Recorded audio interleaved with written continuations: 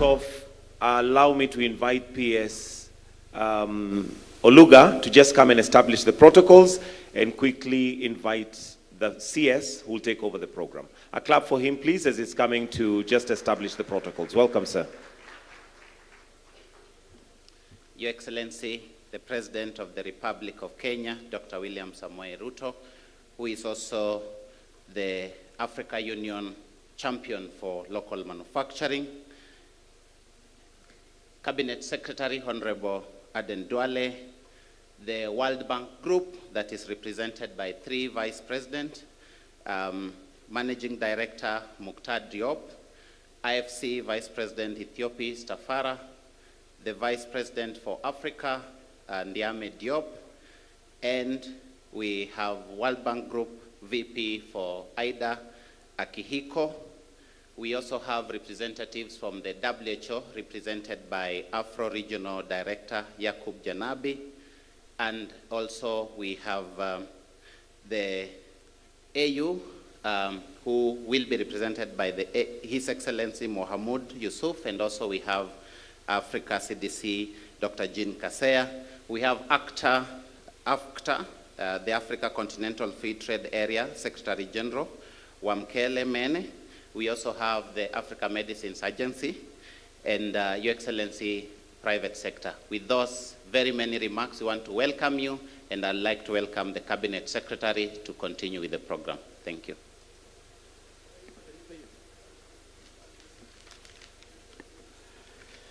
Thank you, Your Excellency. It's my honor and duty to invite Dr. Mohamed Yakub Janabi, Africa Regional Director, WHO, to make his remarks briefly.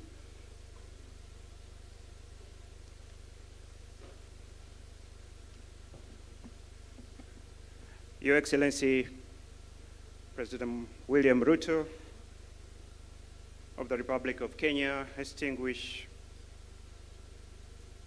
colleagues, partners, ladies and gentlemen. We meet today at a defining moment for Africa's future. Just this month, the emergence of hantavirus reminded us once again that health threats do not wait. They do not wait, they do not respect borders, and they expose instantly the strength or fragility of our system. But this time, Africa is not standing still. Africa is moving forward, boldly and decisively. Through the African Forward Agenda, we are rewriting the narratives from dependency to determination, from vulnerability to resilience, from promise to performance.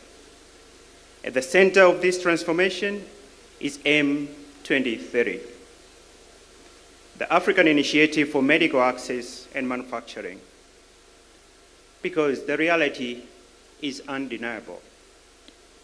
Africa covers over 25% of the global disease burden, yet still imports most of the medicines, vaccines, and diagnostics. COVID-19 was a wake-up call. Hantavirus is another warning. But more importantly, they are a catalyst. AIM 2030 is our response, a bold, committed to produce what we need it for our people. A vision to double local manufacturing, to secure equitable access, and to build resilient systems aligned with Agenda 2063. The African Medicine Agency, and the African Continental Free Trade Area. But let us be clear, vision is not enough. Delivery is everything. From WHO perspective, 4 priority areas will determine access. First is trust. Strong regulatory systems are the foundations. Quality is non-negotiable. Without trust, there is no market. And without a fully operational African Medicines Agency, we cannot move at scale. Second is the market. Manufacturing needs certainty, not promises. We must build a predictable, pull demand, and ensure that African products compete and win on quality and value. Third, people. Factories do not save lives. People do. We must invest in African scientists, regulators, innovators, our greatest asset. Fourth is partnership. Transformation at this scale demands unity. Governments, private sector, development banks, and academia moving together with urgency and accountability. Excellencies, M2030 is not just about health, it's about economic strength, it's about security, it's about sovereignty. It's Africa choosing not to wait, but to lead, to produce, to protect, and shape its own destiny. WHO stands firmly with you to convene, to support, and to accelerate delivery under Africa Forward, because the signals are clear, the risks are real, and the opportunity is now. This is not a decade of ambition, this is a decade of delivery. I thank you. Asanteni-san. Thank you, Professor Janabi. Your Excellency, now my honor and duty to invite His Excellency Mahmoud Ali, AU Chair, to come and make his remarks.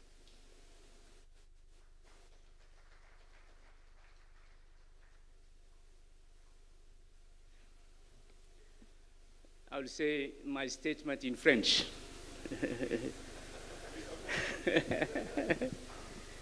Excellence, Monsieur le Président William Ruto, Président de la République du Kenya, Excellences, Mesdames et Messieurs les ministres, distingués partenaires au développement, Mesdames et Messieurs, la production pharmaceutique sur le continent est essentielle à la souveraineté sanitaire. La pandémie du Covid-19 a exposé les fragilités de notre continent. Les chiffres sont alarmants. L'Afrique supporte 25% du fardeau des maladies et épidémies, et pourtant nous ne produisons que 2% des médicaments consommés. En mai 2022, à Nairobi, nos chefs d'État ont adopté un plan de production pharmaceutique. Ce plan s'articulait autour de la régulation, du marché et de la recherche, du développement et des capacités. Cependant, ce plan tarde à émerger. Il existe de nombreuses barrières. Il nous faut impérativement nous affranchir de la dépendance extérieure. Nous avons vécu sur le continent des inégalités de la distribution des médicaments lors des urgences sanitaires. Par ailleurs, les grands laboratoires du monde s'occupent très peu des maladies qui sévissent sur notre continent. J'aimerais donc vous inviter à nous focaliser sur 3 priorités. Renforcer les cadres de régulation. L'Agence africaine du médicament a été lancée pour cela. Mobiliser les ressources financières avec des mécanismes innovants. Investir dans le capital humain et la formation. Mesdames et Messieurs, le soutien des partenaires au développement est essentiel. Du groupe de la Banque mondiale, de la Banque africaine. Bank as well as other donors who are necessary in this activity are very important with them. The health of our society, it's a basic right and it's also a development factor. And pharmaceutical production is not only marketing, it's not only for marketing, but it's a basic pillar for human rights, because the index of human development is based on this factor of health, which is very important for human health. We have developed a program through the FSTA, which is the African Free Trade Area, and we have the Director General of Africa, CDC. Today, the issue of health funding are very important, and this is because the sources of funding are becoming rare.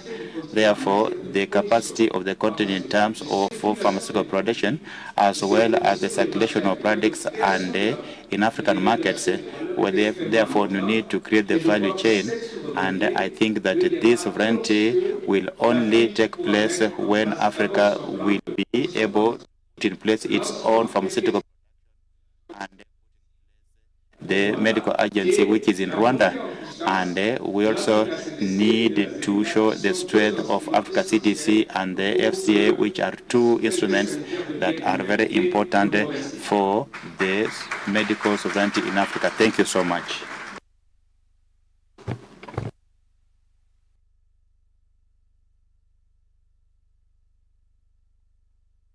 Now it's my honor and duty to invite a brother and another Kenyan, Mr. Mokhtar Diop, Managing Director, International Finance Corporation.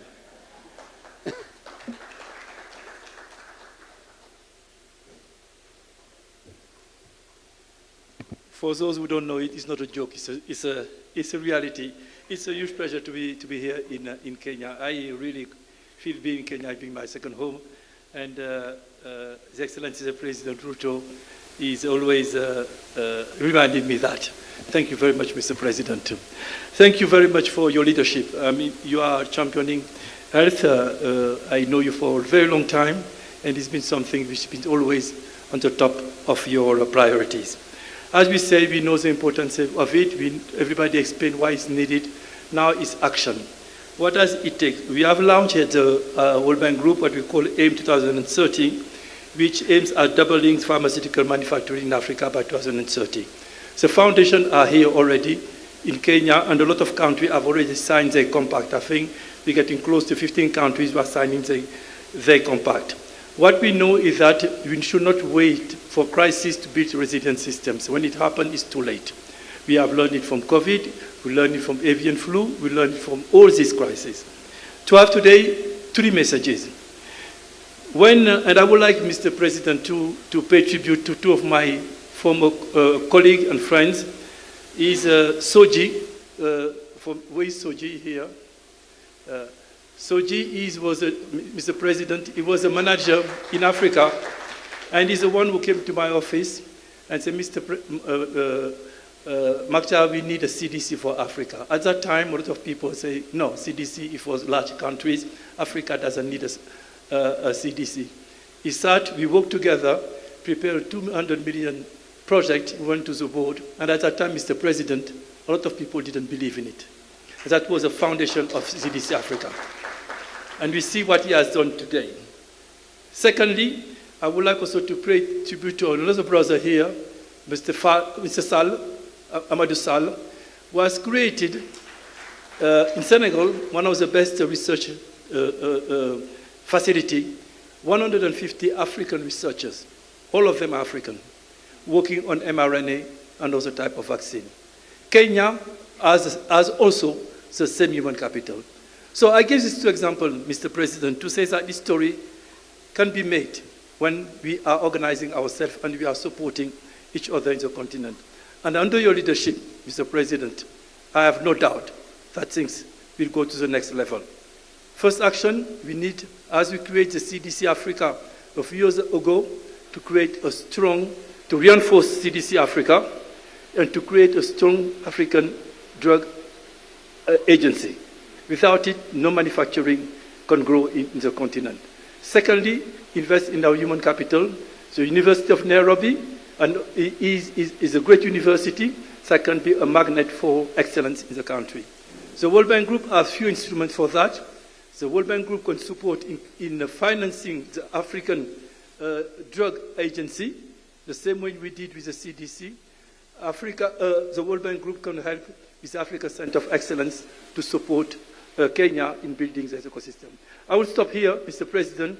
I want to say thank you for your leadership, and once again, thank you for these excellent events that you have organized in Kenya, which is hosting the leadership of the continent and France. Thank you.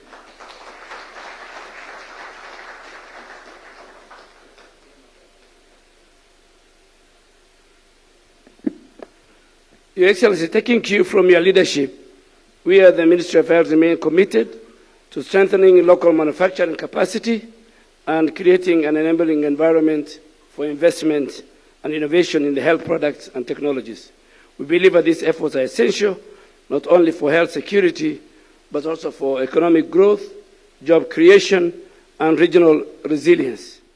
We look forward to a practical discussion that will help unlock financing, strengthening regional cooperation, and accelerate the development of sustainable manufacturing ecosystem across the continent. Ladies and gentlemen, it's now my singular honor and privilege to invite His Excellency Dr. William Ruto, President of the Republic of Kenya, to make his remarks. Good morning, ladies and gentlemen. Please, let's take our seats.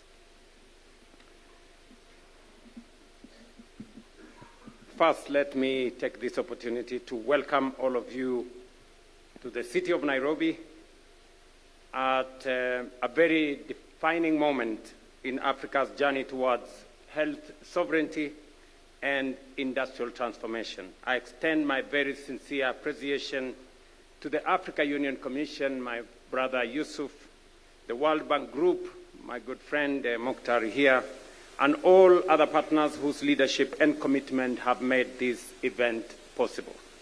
Africa bears, as has been said here earlier, 25% of the global disease burden, despite accounting for less than 20% of the world's population. Yet, our continent still produces less than 6% of its medical supplies, only about 1/3 of its pharmaceutical needs, and a mere 1% of the vaccines it consumes. And this was starkly reminded to us during the time of COVID. This is more than a health gap. It is a structural vulnerability. Africa's pharmaceutical expenditure stands at approximately $25 per capita, compared to a global average of more than $160.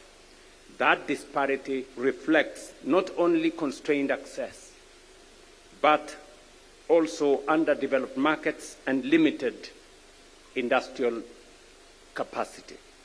Across the continent, nearly 700 pharmaceutical manufacturers exist, including in Kenya. Yet most remain small and mid-sized, fragmented and concentrated in only a handful of countries. This limits scale, limits competitiveness, resilience, and our ability to respond effectively to present and future crises. We also continue to face persistent structural barriers, fragmented regulatory system, as has been said here, limited market integration, and that is why we have our good friend, the Secretary General of SCFTA, to see how we can consolidate, integrate our market. And of course, insufficient demand certainty, all of which deter large-scale private investment. The COVID-19 pandemic exposed these weaknesses with devastating clarity. Africa was last in the line, as we all know. We must never allow that to happen again. No single country can solve this challenge alone.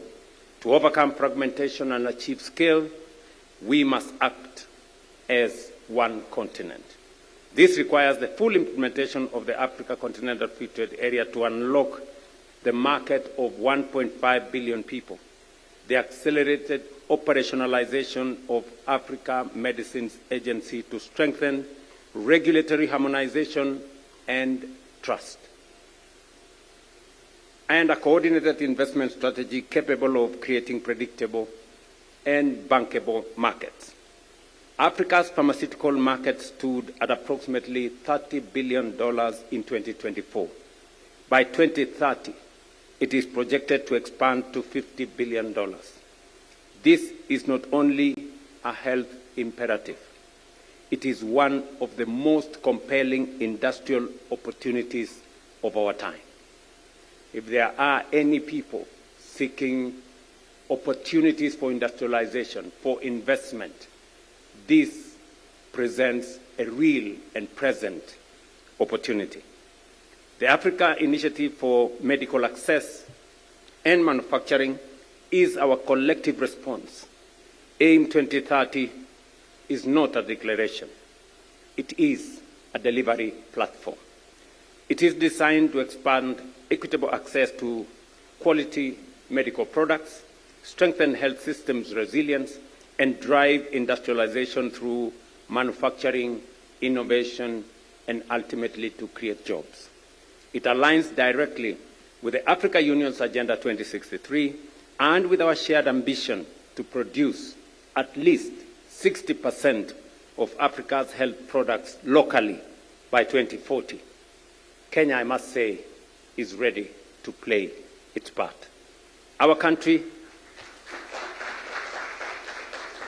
is strategically positioned as the gateway to the East African fast-growing economic bloc, supported by a strong and expanding domestic market, world-class logistics anchored by the Port of Mombasa, and of course the standard gauge railway, which we are now extending all the way to Kampala and to Kasese at the border with DRC, and of course our very skilled Kenyan workforce and a stable and friendly business environment. We are taking deliberate steps to strengthen our pharmaceutical ecosystem.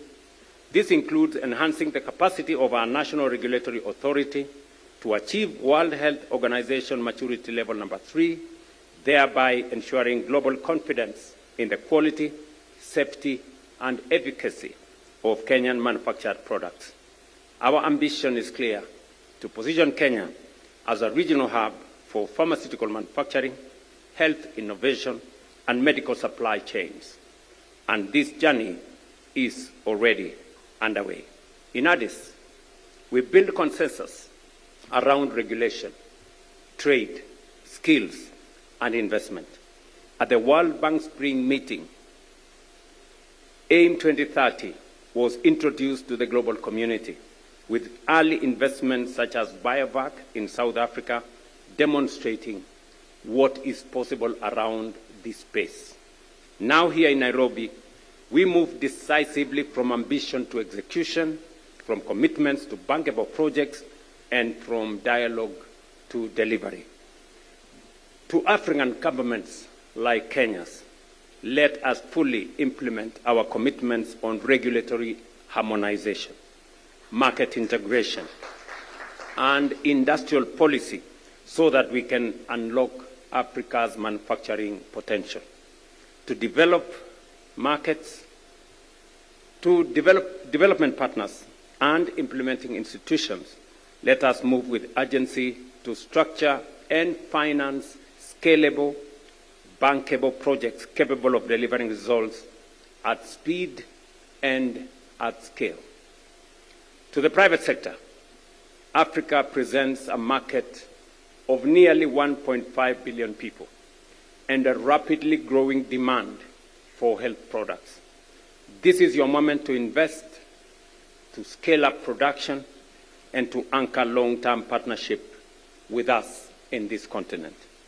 Excellencies, Africa has the science, Africa has the workforce, Africa has the market, and Africa has the will. Through AIM 2030, we will transform these assets into a resilient and self-sustaining health ecosystem built in Africa, for Africa, and for the globe. I wish you very fruitful deliberations. Thank you very much.